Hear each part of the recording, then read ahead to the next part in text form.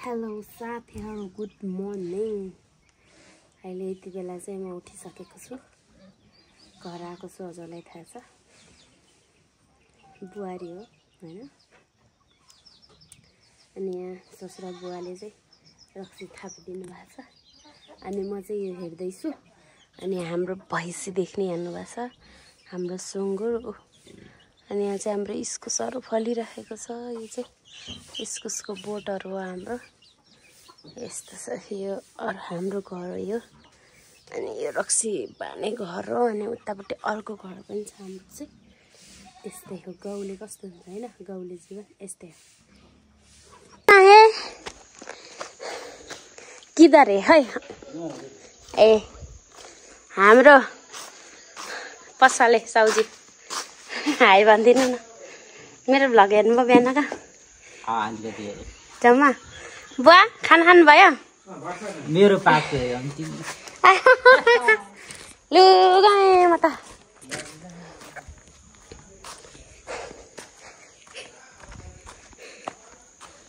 कति राम्रो भएछ धुपी।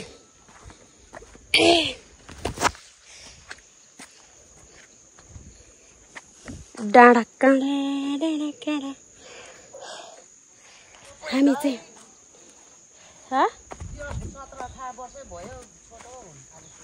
मोटाएर हो कि घट्या होला नि त्यो लुगा। हामी आज फेरि पाहुना खाना जाँदैछौँ परको घरमा। हाम्रो सासू मम्मी र म। अनि यहाँ चाहिँ रक्सी कोसेली यतातिरको चलन यस्तो छ। अब हामी त्यहाँ गएर खाना खान्छौँ अनि आउँछौँ। भोक लागेर थोरर काँदिसक्यो।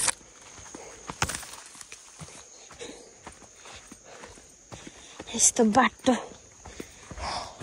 हाम्रो यसरी इस्कुस रोप्दा हुन्छ है। यसरी यसरी आइपुग्यो साथीहरु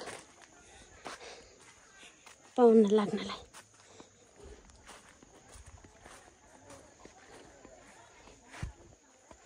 आइपुग्यो आइपुग्यो आइपुग्यो आइपुग्यो।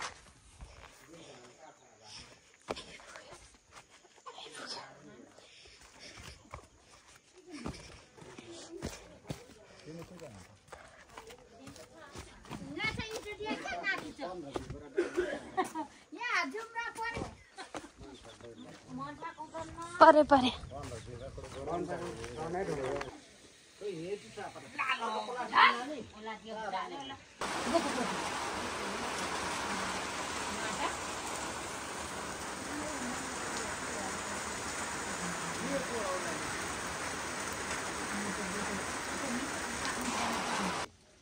दूध मसु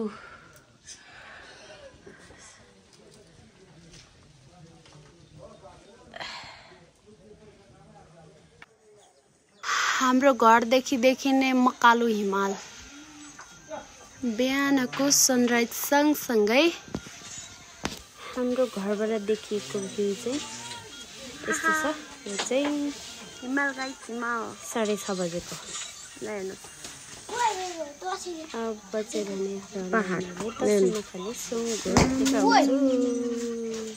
मजस्तै छ यो त। पट्क्यो पट्का पट्क्यो पट्क्यो चाहिँ हाम्रो दसैँमा खाने सुँगुर।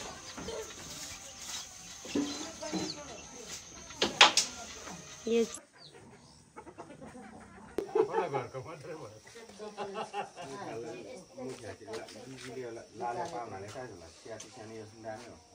नौ नम्बर वाच है।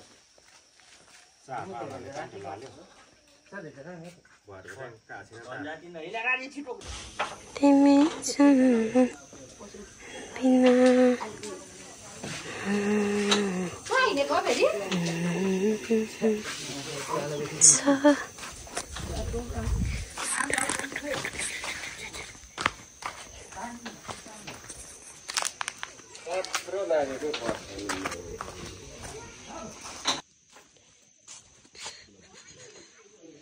साथी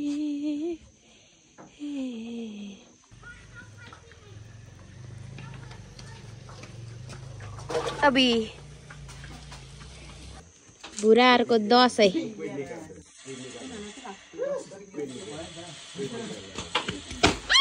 कत्रो जडले पड्को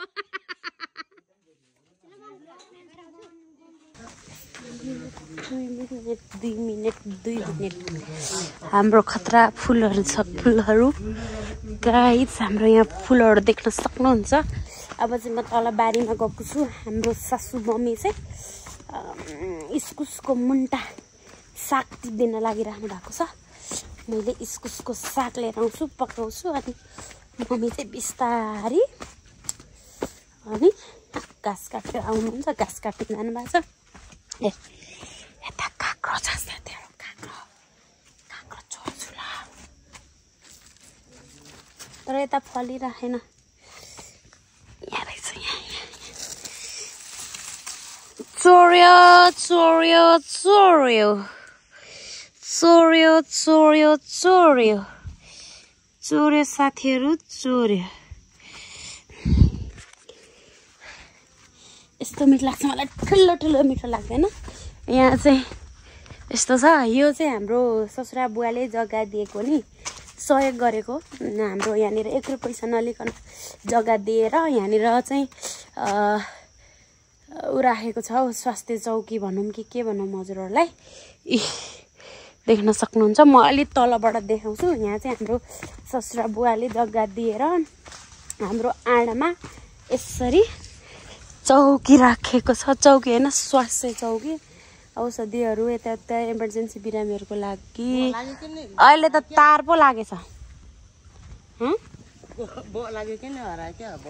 ऊ साग खायो आज चौचो खायो हाम्रो मम्मी घाँस काट्दै हुनुहुन्छ यो हाम्रो मकैबारी के गरेको दिदी गोबर सार्ने जाँगर छ के हजुर आम्मा ए हाम्रो मुख्य नि दिदी ल हेर्नु त्यहाँनिर इस्कुसको साग हेर्नु आम्मा ए यतातिर चाहिँ यस्तो भयो यो भिडियो युट्युबमा हाल्ने भिडियो होइन भन्छु भिडियो के भिडियो युट्युबमा हाल्नलाई यस यहाँनिर हाम्रो साग चाहिँ कस्तो छ भने साग होइन हाम्रोतिर काँक्रा यस्तो हरियोवाला हुन्छ अहिले त अब टिपेर सकिसके ऊ हाम्रो माथि घर ल हेर्नुहोस् देख्नुभयो साथीहरू अलिक छेक्दो रहेछ हौ अलिक छेक्किँदो रहेछ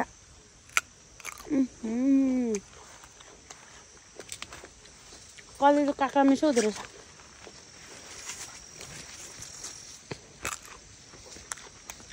छिनछिनमै मौसम यसरी चेन्ज हुन्छ है ए सबै हेर्नु डाँडाभरि घरै लानु यो सेतै देखेको घरै घर ल लानु ल हेर्नुहोस् साथीहरू हावा अब पानी पऱ्यो भने जाडो लाग्छ होला अहिलेसम्म जाडो भएन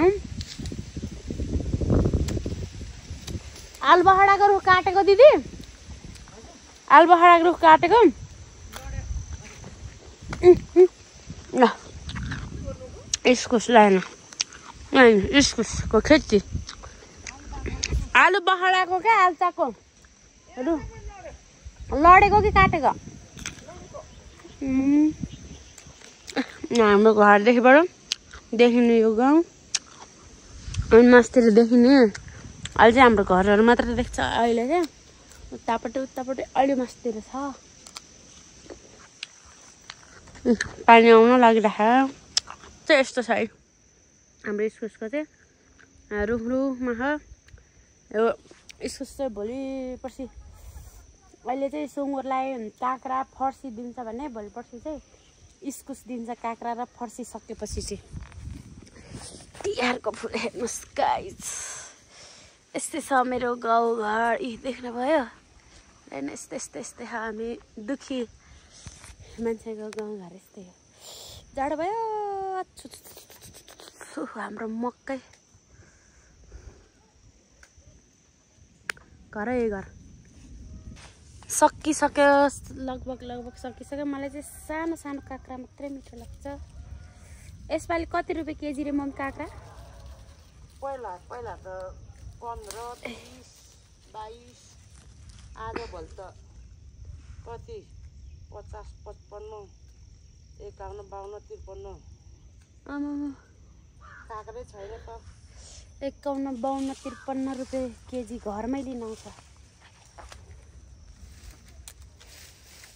गाउँघर धुनु पर्दैन औषधि हाले आउँदैन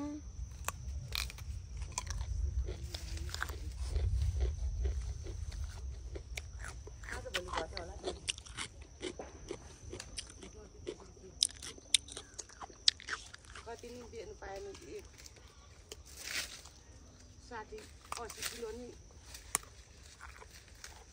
80 किलो नि कति 6 किलोले पुगेन के खाएको साँधेको कसले मिठो रहेछ के गरे अमिलो साधेर खाएको रे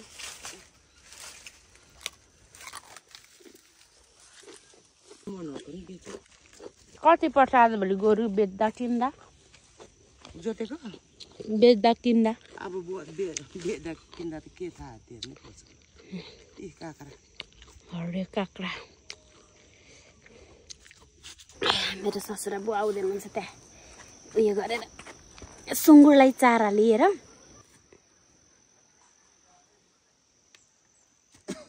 सुँगुरको चारा हाम्रोतिर यस्तो खालको हरियो इस्कुस पनि पाउँछ क्या हेर्नु फर्सी लगभग 5-7 केजी होला नि बुवा त्यो फर्सी अनि यस्तो यस्तो पाउँछ हाम्रोतिर ल हेर्नु हरियो इस्कुस यो सबै सुँगुरको चारा हो अब म पनि बुवासँग जान्छु अब बुवालाई चाहिँ बिहान काटेको बाख्राको मासु पकाउनु छ अनि मम्मीले जस्तो पाए त्यसले खानुहुन्न त्यसको लागि फेरि छुट्टै पकाउनु पर्छ ए हेर्नु कस्तो फर्सी लामोवाला फर्सी मान्छेले खाँदैन सुँगुरले टमेटो खा